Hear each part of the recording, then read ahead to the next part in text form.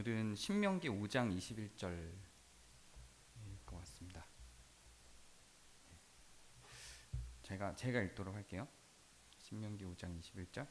내 이웃의 아내를 탐내지 말지니라. 내 이웃의 집이나 그의 발이나 그의 남종이나 그의 여종이나 그의 소나 그의 낙이나 내 이웃의 모든 소유를 탐내지 말지니라. 아멘. 네, 이제 이웃에 대한 내용으로 우리가 접어 들어가는데요. 아무래도 이웃에 대한 내용을 들어가는 게 좀 우리 마음을 어렵게 만드는 분명한 요소가 있습니다. 앞으로 상당히 계속해서 부담을 가질 만한 내용들이 계속 반복이 될 것 같아요. 제가 가능하면 다른 학문 이야기 안 하고 가능하면 성경에서 많이 이제 하려고 하는데, 이제 이웃사랑이나 특히 이제 내년도는 거의 희년 함께에서 다루던 그 신학적인 내용을 바탕으로 희년 사상에 대한 걸 1년 내내 갈 거다 보니까 이 이웃사랑에 대한 내용과 그 내년에 하게 될 그 희년 사상에 대해서는 여러 가지 이제 법적인 문제, 사회학적인 문제, 그리고 선거와 관련된 것도 그렇고 그 심리학 혹은 상담학과 관련된 내용들을 연계할 수밖에 없는 1년 반이 될 것 같아요. 그래서 좀 그것도 양해를 좀 부탁을 드립니다. 왜 그렇게 하냐면, 그렇게 할 수밖에 없냐면, 제가 지금까지 수년 동안은 최대한 성경 안에서 성경으로 해석하는 방식으로 진행을 해왔는데, 제가 자주 말씀드렸던 그 학문적인 두 개의 흐름 중에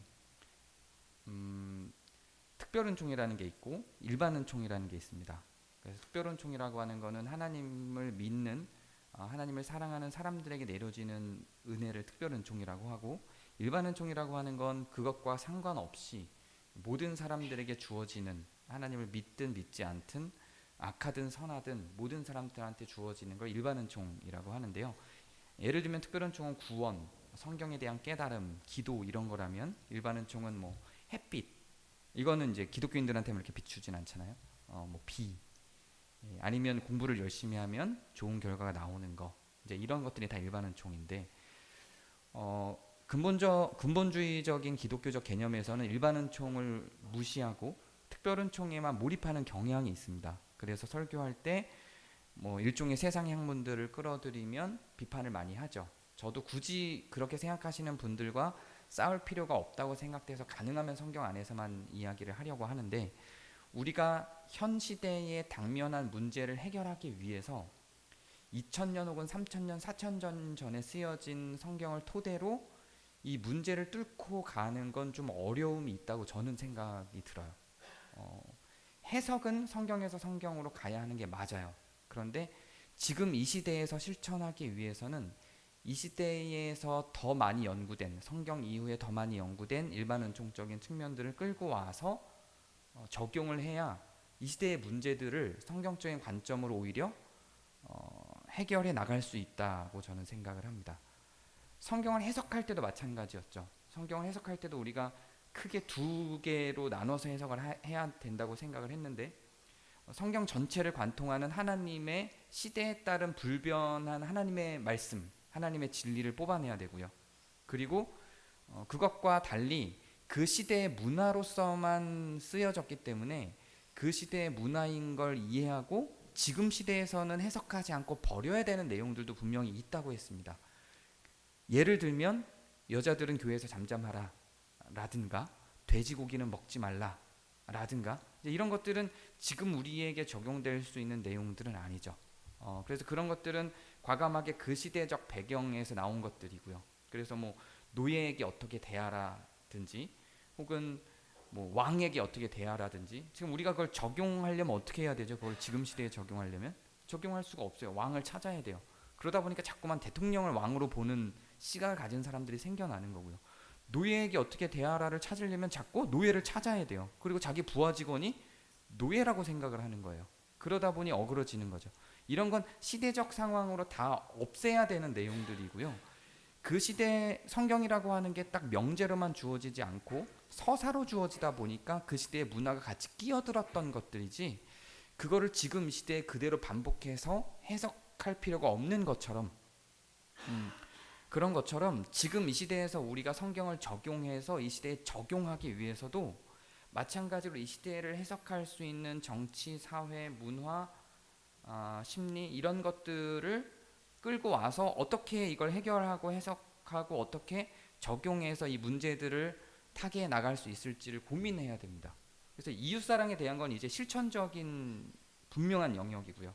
그리고 내년에 우리가 가게 될 희년 사상도 어떤 사회나 정치를 변화시키기 위해서 우리가 어떤 행동을 취해야 할까에 대한 내용들이기 때문에 이 시대가 만들어온 여러 학문들을 성경을 기준으로 해석하는 방식으로 일반 학문들을 조금 다뤄야 될 필요가 분명히 있습니다.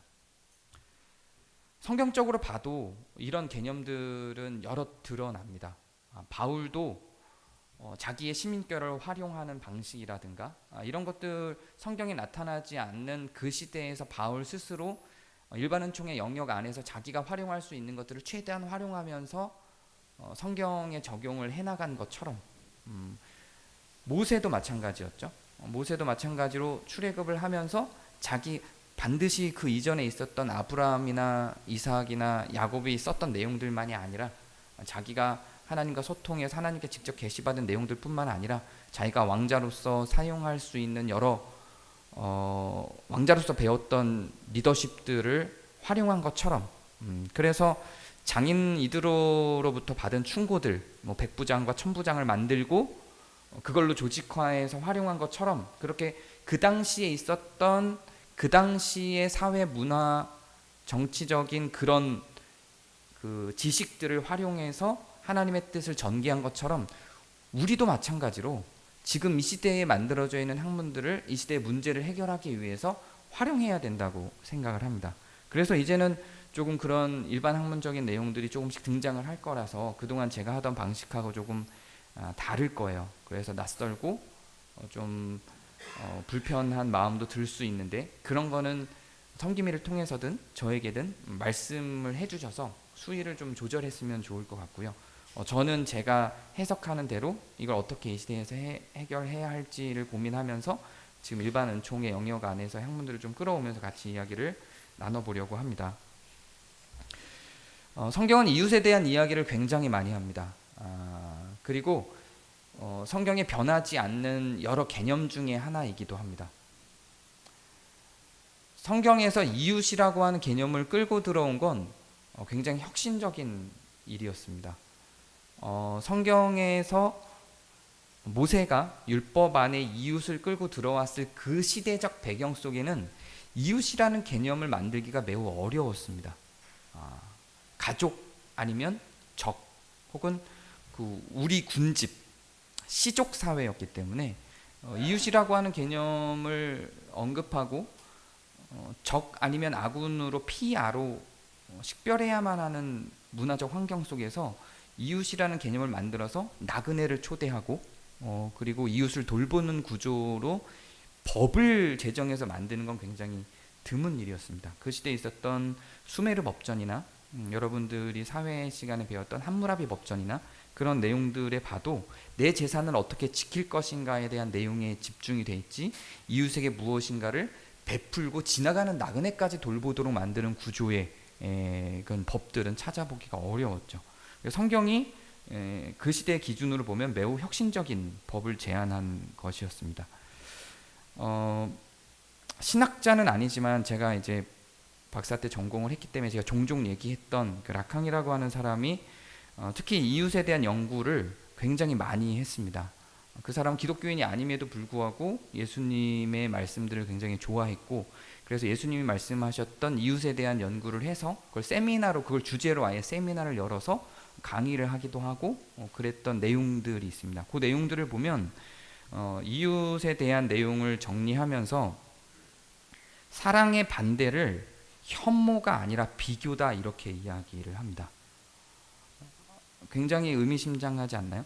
그 사랑의 반대는 자연스럽게 혐오라고 인식이 되죠.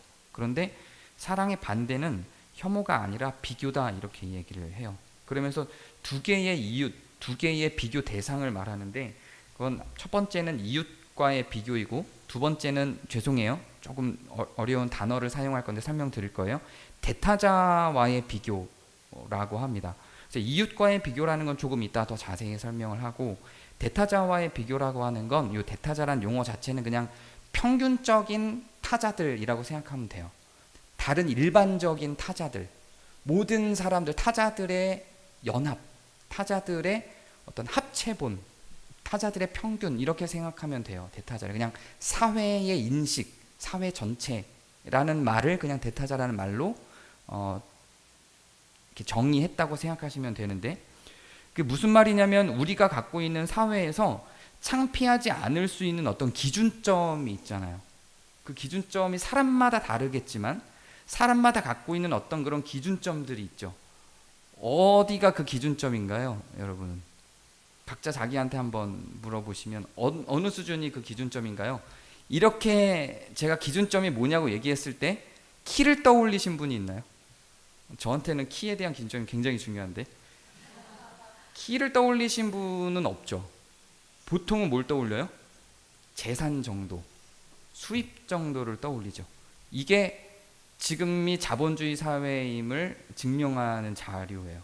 그래서 보통은 평균적인 타자, 평균적인 사람, 이 사회의 평균이 뭔가를 대략적으로 정리를 하죠. 근데 이 평균이라고 대략적으로 정리하는 것조차도 각자 다 달라요. 뭐 월급은 어느 정도 나이 또래에서의 월급은 어느 정도, 40대 중후반에서의 월급은 어느 정도, 이 40대 중후반에서 끌어야 되는 차는 어느 정도, 40대 중후반의 사람들이 사야 되는 집의 크기는 어느 정도, 이런 것들이 어느 정도 이렇게 정리가 되는 게 있죠.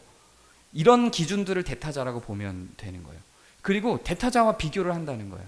그 사회가 정해놓은 그 사람에게 부여한 그 사람의 소유, 그 사람의 지적인 수준, 그 사람의 신체 조건, 그 사람의 인간관계, 이런 평균치들이 있다는 거죠. 그래서 그거하고 비교를 한다는 게 대타자와의 비교예요.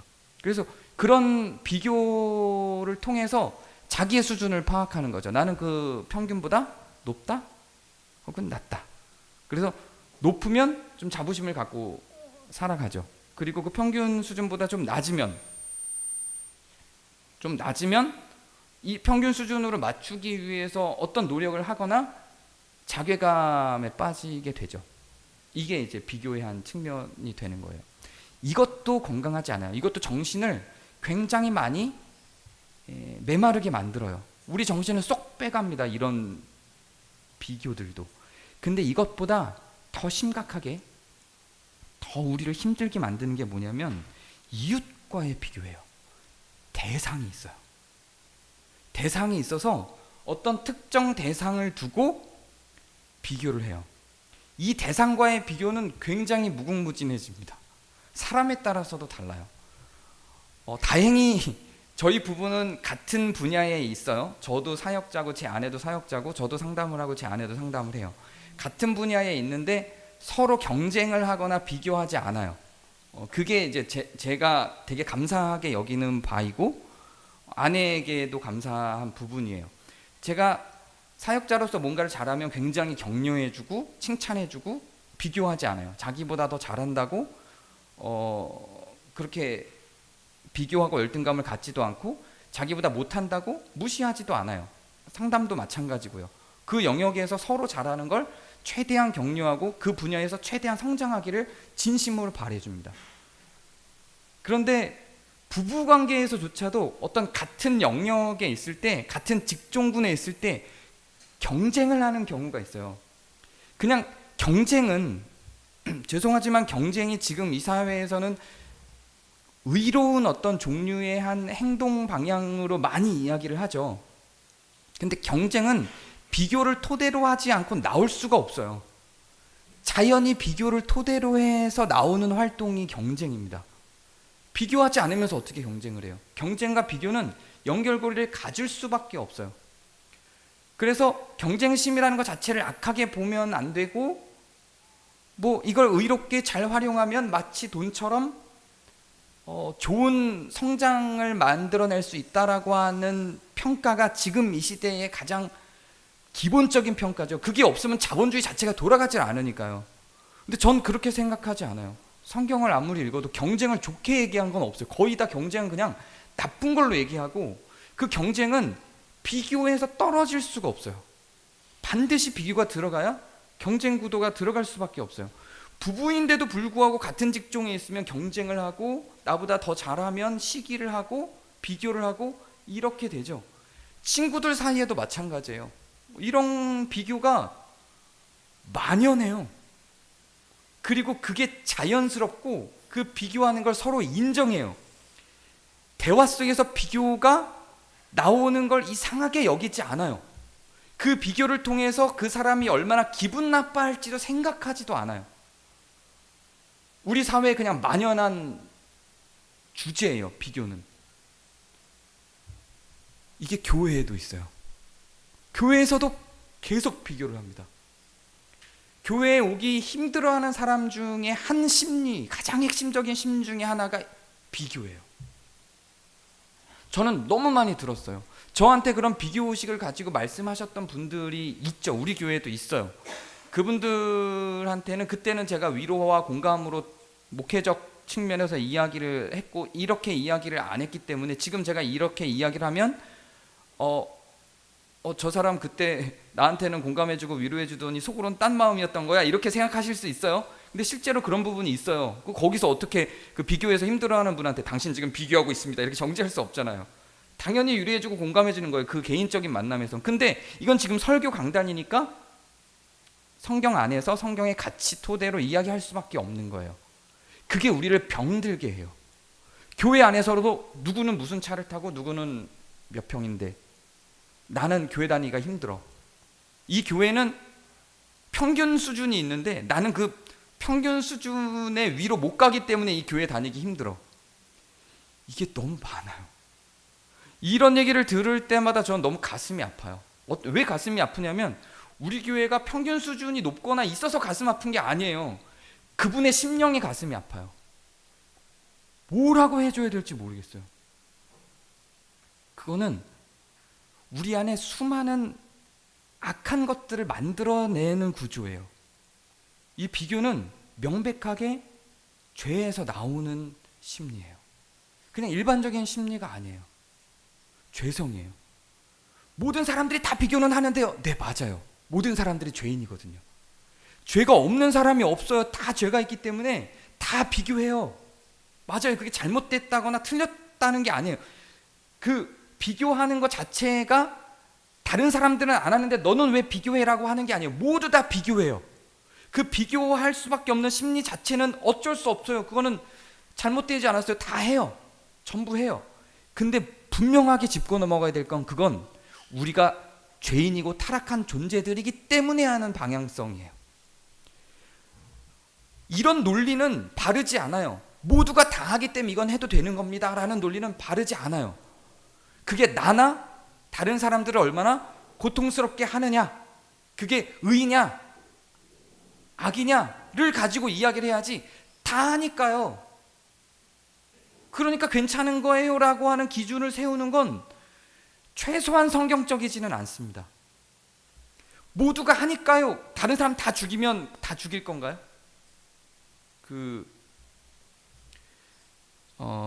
조나단 리빙스톤이라는 사람이 먼저 말을 했고, C.S. 루이스라는 사람도 이걸 갖고 한번 언급을 한 적이 있는 내용인데, 우리가 성령의 인도하심을 가지고 살아간다는 걸 어떻게 확인할 것인가에 대한 예를 들 때 이런 예라고 표현을 했어요. 그 식인종 사회를 갔는데 그 식인종 사회에서 다 서로 다 잡아먹고 살잖아요. 자기 부족은 안 잡아먹어도 다른 부족의 사람을 잡아먹고 살잖아요. 그게 일반화돼 있고 그게 죄악이 아닌 거예요. 거기서도 나는 사람을 먹지 않기로, 사람을 죽이지 않기로 결단할 수 있다면 그게 성도다 라고 하는 개념 정의를 해요. 이렇게 딱 명료하게 이 문장은 아니지만 어쨌든 이런 내용이에요. 저는 이거라고 생각해요. 다 그렇게 해도 그게 이상한 거고 성경적이지 않고 하나님의 뜻이 아니라고 생각할 때 최소한 그걸 안 하기로 결정하고 그 반대길로 가려고 행동하는 것, 내 마음이 되든 안 되든 그게 잘못된 거라고 간주하고 그러지 않기로 내 마음을 결정하는 것. 이거하고 그게 자연스럽고 당연한 거라고 그냥 지나가는 거하고는 다른 문제예요. 특히나 이 자본주의 사회에서 경쟁 구도를 다 만들어서 우리는 이 경쟁에서 벗어날 수가 없어요. 벗어나지 못해요. 그럼 비교의식은 이 자본주의 사회가 아닌 다른 사회보다 더 많이 만들어질 수밖에 없는데, 거기서 경쟁 구도 안에서 벗어날 수 없는 우리가 다른 사람과 비교하지 않고 살아간다는 게 얼마나 어려운지 저도 알아요. 저도 그 안에 있으니까요, 당연히. 근데 그럼에도 불구하고 그거를 거부하고 우리 마음 가운데에서 거절하기로, 최소한 그 비교에 의해서 나온 어떤 행동을 내가 취하려고 할 때 그 행동을 취하지 않기로 결정하는 거, 이 정도는 해야 성경을 따라가는 삶이 아닌가라고 저는 생각을 한다는 거예요. 교회 공동체니까 교회 공동체의 예를 들자면 이런 분들이 많죠. 우리 교회가 갖고 있는 어떤 평균 수준이 있고 내가 그 이하로 갈 것 같으니 나는 교회를 떠난다. 이 구조가 제가 되게 좀 도식화해서 말을 했기 때문에 너무 적나라하지만 사실은 수많은 말로 포장을 해도 이 구조 안에 있는 심리가 굉장히 많아요. 그래요? 저하고 상담하신 분들도 있죠. 죄송해요, 이렇게 막 적나라하게 도식화를 해서. 근데 도식화를 하면 이렇게 되는 거예요. 나는 그 평균 수준이 아니어서 교회 떠난다요. 다른 많은 이유들이 있어도 결국은. 근데 최소한 이게 이것 때문은 아니다, 이것 때문이라면 나는 이 행동은 취하지 않는다라고 결정하는 어떤 기준 정도는 필요하다는 거죠. 마음에서 들어오는 거기 때문에, 마음에서 드러나는 거기 때문에 그걸 안 하려고 해도 할 수밖에 없는 건 이해, 충분히 공감해요. 저도 그러니까요. 그런데 최소한 그게 우리에게 어떤 행동을 촉구할 때 그 행동을 안 하기로 결정하는 것 정도는 할 수 있거든요. 내가 누군가와 비교를 해서 마음이 아프고 열등감이 생기는 거, 거기까지는 이해. 그것도 안 생기게 할 수 있어요. 근데 그렇게 생기는 것까지는 뭐 마음에서 드는 거니까 어쩔 수 없다 치고 거기까지는 이해해요. 인정해요. 그런데 그게 그 친구와 멀어지게 하거나 그 친구를 욕하게 만드는 어떤 행동을 나로 하여금 하게 만든다면 그건 거기에서 멈추라는 거예요. 그건 멈출 수 있거든요. 이건 행동이니까. 최소한 그렇게는 가야 우리가 이 말씀 가운데로 들어갈 수 있어요. 다시 그럼 이웃과의 비교가 이런 얘기를 해요. 자꾸 성경 얘기를 해야 되는데 제가 심리학 얘기를 해서 죄송한데, 아까 그 락강이라는 사람이 이런 얘기도 해요. 비교가 그것을 추구하게 만들고 그게 욕망이 된다라고 이야기를 합니다. 왜 제가 이 락강 얘기를 하는지 이제 오늘 말씀으로 연결을 시켜볼게요. 비교가 그것을 추구하게 만들어요. 그렇죠. 비교가 그걸 추구하게 만들죠. 이 사회의 평균적인 어떤 수준이 있다, 나는 그거에 미치지 못한다, 그럼 나는 그거를 추구하게 되죠. 내 나이 또래 대부분의 사람들이 최소한 어느 정도의 아파트에서는 산다, 혹은 어느 정도의 차는 탄다, 어느 정도의 옷은 입는다, 뭐 그런 기준이 있겠죠. 그러면 나는 그거를 하기 위해 그걸 추구하겠죠. 근데 추구하는 데서만 끝나는 게 아니라 나중엔 그게 욕망이 된다라고 이야기를 해요. 근데 저는 여기서 오늘 말씀을 봤어요. 내 이웃의 아내를 탐내지 말지니라. 아내만이 아니에요. 내 이웃의 집이나 밭이나 남종이나 여종이나 소나 그의 낙이나 내 이웃의 모든 소유를 탐내지 말지니라. 저는 이 이웃의 무엇인가를 탐내는 이 연결 구도 안에 이 해석이 있다고 생각이 들어요. 그냥 탐내지 않죠. 아무런 비교의식도 없는데, 비교한 적도 없고 경쟁심도 없는데 그냥 딱 보니까 탐났다, 이렇게는 잘 안 된단 말이죠. 내 거보다 좋아 보여서 탐나는 거거든요. 탐욕이라고 하는 게 그걸 추구한 결과이고, 그래서 뭔가를 그걸 갖고 싶게 만들죠. 굉장히 재밌는 건 이게 지금 11조 중에 11조래요. 10계명 중에 하나인데 다른 10계명의 말씀들은 행동이에요. 살인하지 말라, 간음하지 말라, 도둑질하지 말라, 거짓말하지 말라. 행동을 금지하는데 이 10번째 이 계명은 너무 어려워요. 이웃의 모든 소유를 탐내지 말라. 이걸 어떻게 해요? 1계명부터 저는 그래요. 1계명부터 9계명까지 저는 사실 좀 잘 지키는 것 같아요. 여러분은 어떠신가요?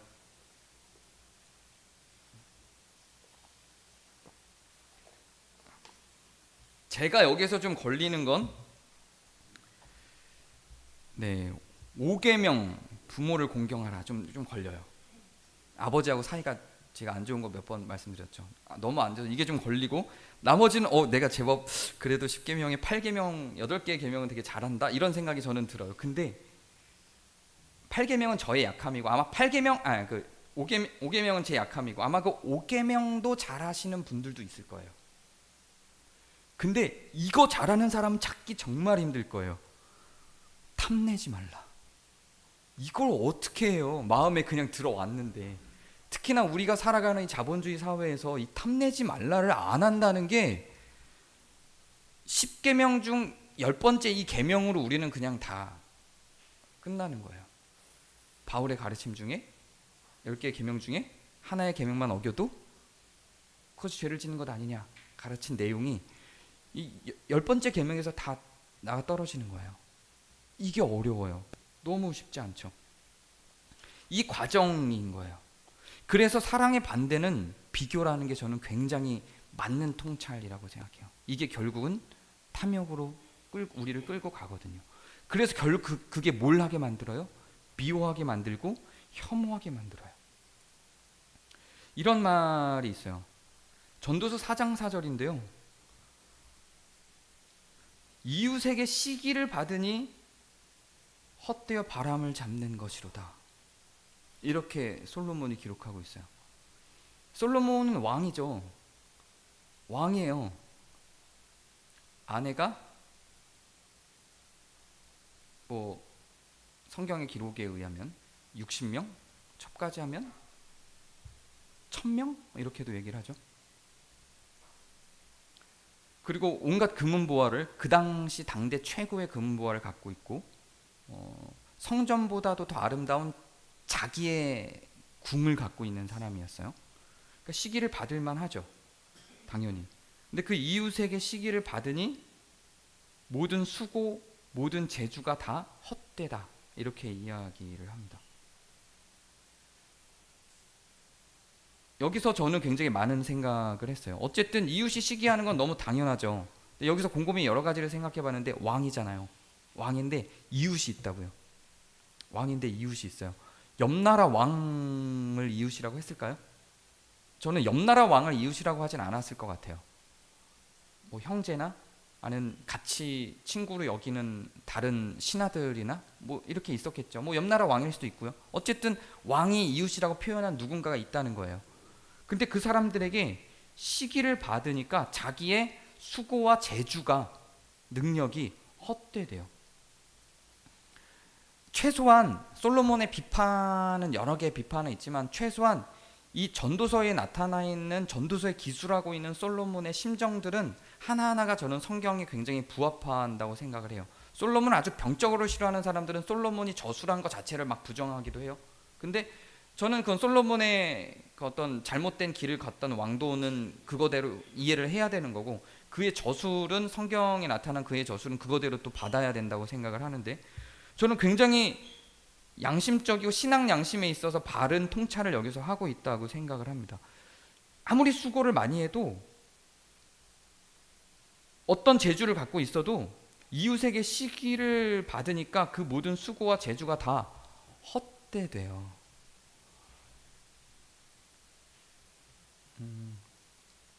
여러분이 어떤 소유를 갖고 있든지, 어떤 능력을 갖고 있든지, 그거를 인정해 주거나 격려해 주거나 칭찬해 주는 사람이 아무도 없다고 가정해 보세요. 그러면 어떨 것 같아요? 그게 가치가 있을 것 같아요? 그래도 가치 있다고 하시는 분들이 있어요. 그래도 나는 사람들한테 아무 인정도 못 받아도 좋고, 아무런 칭찬도 받지 못해도 좋고, 서로 사랑하지 않아도 좋으니 나는 그냥 돈만 있으면 되겠다, 돈만 있으면 좋겠다라고 말하는 사람이 실제로 굉장히 많아요. 연대가 나이가 어릴수록 점점 더 많아져요.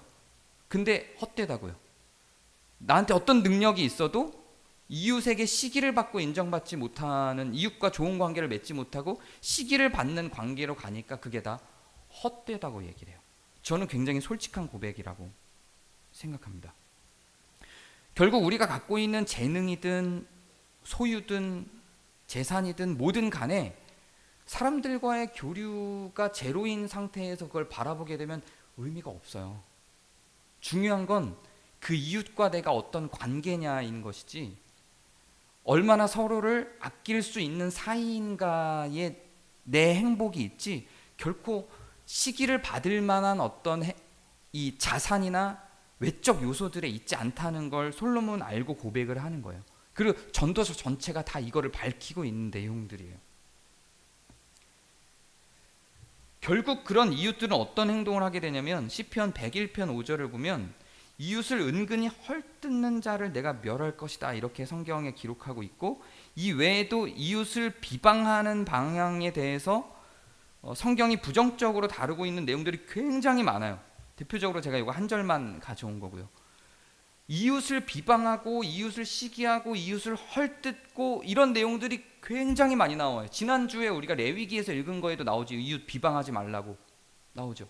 이웃을 헐뜯고 시기하고 비방하는 걸 금지하는 게 굉장히 많아요. 우리가 이웃과 비교하는 데선 벗어나기 어려워요. 이웃의 물건을 욕심내는 거에서도 벗어나기 어려워요. 근데도 그걸 해야 되지만 최소한 이건 벗어날 수 있어요.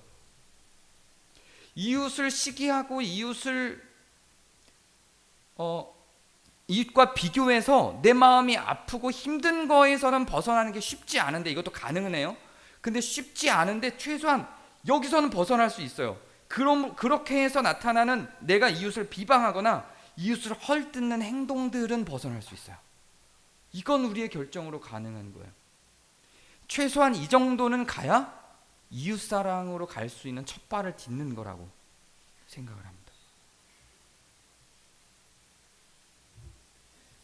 결국은 이런 시기가 헐뜯고 비방하게 만들고 탐욕을 드러내는 행동이 되는 거예요. 대부분의 이웃을 비방하거나 헐뜯는 행위들은 그것을 추구하는 경향을 나타내고요, 그거는 탐욕을 나타내는 증거이기도 합니다. 그래서 우리의 마음의 방향성은 비교에서부터 시작해서 시기를 거쳐서 탐욕을 거쳐서 헐뜯는 걸 거쳐서 그 다음에 더 나쁜 어떤 것으로 가게 돼요. 이렇게 해서 나타나게 되는 행동과 결정들은 결코 나에게 의롭게 끌고 가지 않아요. 모든 이웃들을 이렇게 하나하나 단절할 거예요. 갈 데가 없어질 거예요. 결국은 고립될 거예요. 결국은 나 혼자가 돼요. 왜요? 비교는 멈추지 않으니까요. 절대 멈춰지지 않아요. 비교는 비교 하다가요, 계속 비교하다가 비교의 대상들 다 끊어내다가 결국은 가족도 끊어낸다니까요. 아까 제가 얘기한 것처럼. 그리고 나만 남는 거예요. 그렇게 가는 거예요. 비교라고 하는 게 자연스럽고 당연해서 우리가 비교를 하는 거, 서로에 대해서 비교를 하는 거, 그걸 오히려 이 사회는 추구하기도 하죠. 권하기도 해요. 그래서 그 비교를 통한 경쟁, 그걸 통한 욕망을, 탐욕을 훌륭한 가치로 이해하기도 해요. 제가 어떤 그 드라마 짤들을 보니까 그 드라마에서 나온 어떤 사람이 회사 상사가 하는 어떤 짤이었어요. 어떤 드라마인지도 몰라요. 그냥 흘러가는 짤에서 본 건데 아마 말하면 아시는 분들도 있을 거예요. 남자가 왜 이렇게 욕망이 없어? 그리고 누구누구를 봐. 저렇게 성장하잖아. 너는 지금 뭐해? 이런 것들이 자연스러운 거예요. 그리고 자기 개발을 촉구하는 영상들도 제가 심리학 영상을 보다 보니까 자연스럽게 뜨는데, 자기 개발을 촉구하는 영상에도 이런 게 되게 많아요. 지금 당신이 여기에서 걸어가고 있을 때 옆에 있는 저 사람은 뛰어가고 있습니다. 지금 당신이 뛰어가고 있을 때, 천천히 조깅을 하고 있을 때 옆에 있는 저 사람은 전력 질주를 하고 있습니다. 지금 당신은 뭘 하십니까? 막 그러면서 막 댓글로 가슴이 뜨거워집니다. 막 이런 거 막. 이 사회가 그냥 그렇게 조장을 하는 거예요. 모든 동력이 비교예요. 모든 동력이. 근데 그걸 비교해서 만들어내는 동력은 우리를 어떤 측면에서 능력치 아까 이제 솔로몬이 얘기했던 재능이란 측면에서는 성장을 시킬 수 있겠죠. 조금이라도 뭘 더해서. 근데 행복이라는 측면에선 전혀 성장하지 않아요. 그렇게 행복한 거 아니에요. 비교는 결국은 혐오를 낳아요. 그리고 탐욕을 만들고 우리의 행동에 결정하는 데 지대한 영향을 주는데 대체로 잘못된 결정을 하게 만듭니다. 우리는 이웃을 바라볼 때 비교와 경쟁의 대상으로 바라보는 걸 멈춰야 합니다. 어쩔 수 없이 그렇게 되는 걸 알고 있지만 최소한 그렇게 바라본 것으로 인해서 나오는 행동은 멈추셔야 돼요. 그 행동을 멈추다 보면 그 마음도 서서히 줄어들어요. 결국은 행동하는 만큼 마음은 또 자라나거든요. 그래서 행동을 안 하다 보면 마음도 서서히 줄어들어요. 최소한 비교를 통해서 내가 행동하는 건 멈추셔야 돼요. 다른 사람이 가진 것에 대해서 집중하는 걸 멈추셔야 돼요. 다른 사람이 갖고 있는 집이나 그 사람이 갖고 있는 아내나 그 사람이 갖고 있는 밭이나 남종이나 여종이나 그 사람이 갖고 있는 소나 낙이나 차나 아파트나 그 사람이 갖고 있는 직업이나 이런 그 사람의 모든 소유를 탐내거나 나와 비교하는 걸 멈추셔야 돼요. 거기에 집중하지 마세요. 어떤 집사님께서 이걸 묵상이라고 표현하더라고요. 우리는 성경을 묵상하지 않고 이웃을 사랑하기 위해서 묵상하는 게 아니라 비교의식을 갖고 묵상을 하기도 하죠. 그래서 계속 가슴 아파하기도 하죠. 쟤는 이번에 또 승진했어. 묵상. 그 주의 일주일은 그 사람의 묵상으로 가득한 거죠. 그게 우리의 동력이 되기도 하죠. 우리 성장을 시키기도 해요. 실제로 우리 능력치가 올라가기도 해요. 근데 마음은 망가지는 거예요. 이웃은 사랑의 대상이라고 성경은 계속 이야기를 하는 거고 베품의 대상이라고 이야기를 해요. 그래서 오히려 그 이웃에게 시기에서 거리를 두기보다 내가 하나라도 더 사랑을 해주고 베풀어주면 오히려 그 잘 되는 사람과 내가 더 깊은 이웃이 되면 얼마나 더 좋아요. 그리고 소유를 가지고만 생각할 때는 내가 가진 것에 집중하는 게 좋습니다. 그리고 내가 가진 것에 감사하는 게 좋아요. 이게 비교로부터 벗어나는 일이에요. 그 긍정심리학이라고 불리는 데서 하는 한 실험이 있었어요. 저 이진숙 전도사가 주일학생들 대상으로 먼저 했다가 그리고 그 이제 주일학생들 부모님들한테까지 좀 확대된 게 있죠. 감사일기 쓰기. 감사일기를 쓰면서 어떤 좋은 결과물들도 나름대로 주일학생들도 경험을 많이 이야기하고 나누는 걸 봤어요. 그리고 그 긍정심리학이라고 하는 그 학문을 기반을 토대로 전남대에서 정부로부터 지원을 받아서 긍정심리학을 연구하고 실험하는 그 연구팀을 만들어서 그 연구를 진행을 했어요. 수년에 걸쳐서. 지금도 하고 있어요. 저도 같이 공동 연구를 한번 했었는데 거기서 뭐 했냐면 거기서 제안을 먼저 해준 거예요. 저희한테. 어떤 연구였냐면 감사일기 쓰기였어요. 우리 교회에서 하고 있어서 저는 되게 놀래갖고 그거 막 그 논의할 때 그 캡처해서 아내한테 막 제가 이진숙 전도사한테 막 보냈어요. 이거 당신이 하는 거 지금 전남대에서 돈 받고 하네? 이러면서 막 보내줬는데 우리가 했던 거 그대로예요. 그냥 감사일기 쓰기를 하고 그 사람들의 삶이 어떻게 변하는지를 본 거예요. 이거 한 거예요. 비교를 멈추고 자기가 가진 것에 집중해서 자기가 가진 것에서 감사할 요소들을 찾아내는 거예요. 이게 비교해서 나를 성장시키는 거에 반대쪽에 있는 행동들이에요. 그래서 비교를 해서 어떤 우리의 성장도 분명히 있지만 그렇게 해서 만들어내는 성장이 아니라 이렇게 내가 가진 것에 집중해서 이거에 감사하면서 여기서 자족하게 되지 않아요. 감사를 하면 여기서 자족하지 않고 여기서 성장하는 결과물들이 계속 나와요. 감사를 하면 내가 가진 것에 감사를 하면 여기서 성장을 해요. 멈춰지지 않아요. 감사했으니 끝 이렇게 가지 않고 성장하더라라는 연구 결과들이 있는 거예요. 물론 비교를 해보진 않았어요. 비교를 통해서 성장한 성장군하고 이 감사일기를 써서 성장한 성장군을 비교해보진 않았어요. 제 생각엔 이거 비교하면 비교해서 성장한 성장군이 더 많이 성장을 했을 것 같아요. 능력 측면에 있어서는. 그러나 행복이라는 측면에 있어서는 저쪽은 계속 불행 가운데 재능만 성장한 거예요. 근데 이쪽은 행복감을 맛보면서 같이 속도는 느려도 성장을 했을 거라고 저는 생각이 들어요. 그리고 저는 이런 내용들이 굉장히 성경적이라고 생각하고, 근데 이런 성경적인 내용들이 왜 일반적인 학문들에서 연구로 진행되고 있는가? 감사라고 하는 것 자체가 굉장히 성경적인 가치관이잖아요. 근데 일반 대학교에서 왜 이것들을 다 진행하고 있는가? 전 하나님의 빛이 이미 온 세상의 사회적인 원리 속에, 심리적인 원리 속에, 자연 원리 속에 있기 때문이라고 생각을 하는 거예요. 그걸 그 사람들이 발견한 거예요. 우리는 감사일기 쓰는 거 벌써 수십 년 전부터 교회에서 해왔던 일들이에요. 근데 긍정심리학이라는 게 발견이 되면서 감사일기 지금 심리학계에서 그걸 쓰고 그거 좋다 이러고 있는 거예요. 이상하고 신기하죠. 이웃의 소유를 탐내는 건 어쩌면 자연스러운 결과일 수 있지만 그 자연스러운 결과라고 해서 그것이 타당하지는 않아요. 그것이 좋은 결과를 만들어내지도 않아요. 그래서 우리는 이웃의 소유를 탐내는 것을 멈추고, 비교하는 것을 멈추고 내 것에 감사하는 반대쪽의 삶을 살아야 성경에 순종하고 성령의 인도하심을 따라가는 것이라고 생각합니다. 함께 이 길로 같이 따라가기를 소망합니다. 제가 기도하겠습니다. 은혜 하나님, 이웃의 물건들을 탐내는 마음들이 우리 안에서 하루에도 몇 번씩 솟아오르는 것을 고백합니다. 주님이 주신 이 10번째 계명을 우리가 지켜내지 못하고 늘 안고 살아가고 있음을 또한 고백합니다.